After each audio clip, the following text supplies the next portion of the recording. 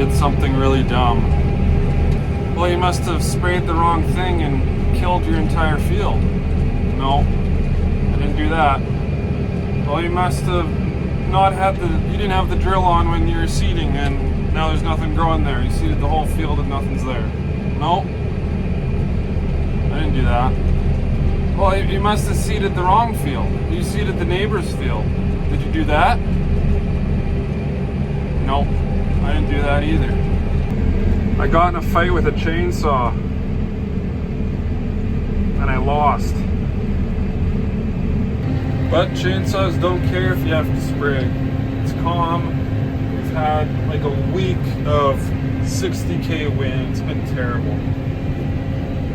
So I'm spraying today. Hopefully get a good chunk done. If I can keep spraying all day, get over 1,000 acres. So this is wheatland wheat up north by Redberry Lake. About 4 or 5 leaf stage with good timing. Spraying Simplicity and Buctril M. Wheat looks pretty good. I have my wheel spinner that I use when I'm spraying, so I can grip it with these fingers. That one's kind of gibbled still and swollen. But that's what you get, so I can still spray. Used to have a wheel spinner on the Fendt tractor, but didn't need it because you barely have to turn the wheel to turn the tractor. Still have one on the Versatile. I have my dual fan air induction nozzles on. Trying these out.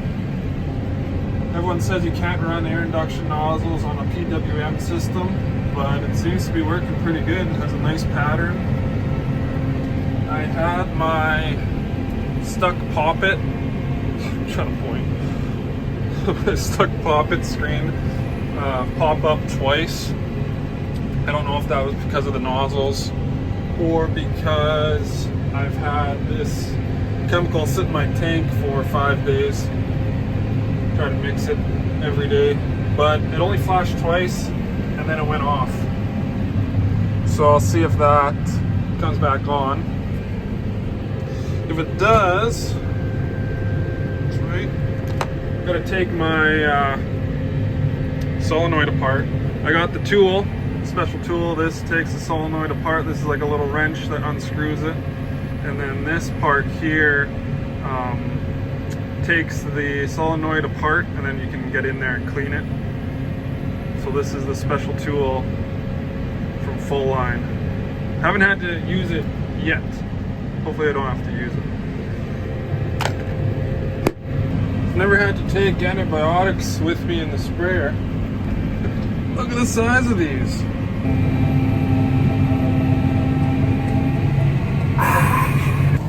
Show you these nozzles. I still have my 04 Wilgers on the back, just because it kicks up dust, and I'm trying not to put the air induction nozzles on the very back. So I have them until there, and then this is where the air induction nozzles start, my dual fan.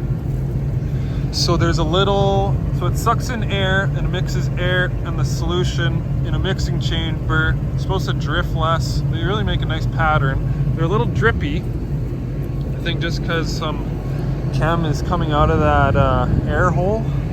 Air hole's on the side here. Side. So you're not supposed to use air induction nozzles on a PWM sprayer just because it pulses, and they say,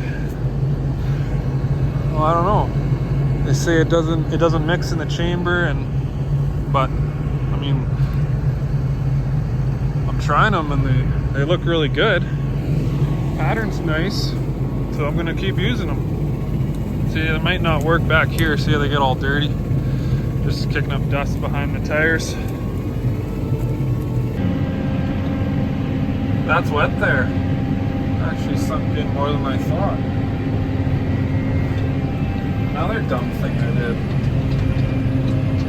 There's a moose. I saw him. He's hiding from me. There he is. little. Couple big hills. The spare's heavy. Loaded up. 1,400 and some gallons in. Come on. Big tires too. There we go. We made it. Couple hills up here. Might set a new spraying record today. See what we get to. This is it. We're going for the record. 6th tank. Not too much difference in staging of the wheat from start to finish. It's all pretty similar now. So all the wheat could be done. As soon as we can get to it all, do all the wheat, and then do the Liberty canola. I did the peas already. You guys missed that. Okay, there's baby foxes. They have a den in the middle of the field. Look how little this guy is. Look at this guy. Oh man. He's so little. Oh, here comes the other one. Oh man. Oh. He's so little. I had to stop the sprayer.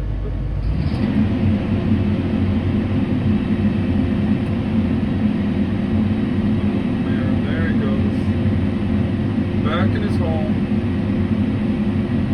We have a new record.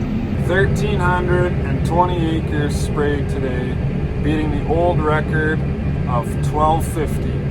It's supposed to rain tomorrow all day and then wind for the next 3 days, so we'll see what the next couple days bring. 2 days later, it is June 11th today. Yesterday, it rained all day. 20 millimeters here, which brings us to a total as of April 20th till now, just about 6 inches of rainfall, which is absolutely insane. Never seen anything like it. Wettest spring that I can remember in my young farming career. So we're back in the sprayer, gonna get another tank out here. Canola update. You can start to see the rows from the road looking into the sun. Still pretty small. Canola is having a slow start because it's been cold. It wants to warm up a little bit. Here's the peas. They're getting big. I think they look good. Tendrils are starting to reach out and grab the plant beside them. Trying to stand up. Back roads are starting to get a little soupy. Won't get down here with the water trailer. We got a little foliar fertilizer and phos blend in the tank. That's why it's a touch greeny blue. Give the weed a little pick me up. A little how's she going? Not much. Just gonna give it a little kick in the pants. It's wet in the fields, but almost half to go. It's calm. It's supposed to be showers and wind for the next 4 days again. So you really got to pick your spots and go when you can. You don't want it too wet in the fields because it makes a really bad track and pushes the plants right into the mud, and then they won't stand back up. There is a little bit of a crust in the field, so hopefully I don't push the plants down too bad. I don't want that. With them being small and the floater tires still on, those plants should spring back up. It's when fungicide timing and desiccating, that's when you make the track that'll be there for the year. Filling. My dad's still smashing jugs for me. I need to put a nozzle extender, just like that, on my end on my end nozzles because it's hitting there, the spray, and then it's dripping. So I gotta remember to do that, the end two nozzles. It's wet, there's water standing in the fields, a little bit of alkali here. My finger's getting a little bit better. Doesn't look like a jumbo-sized Costco hot dog anymore.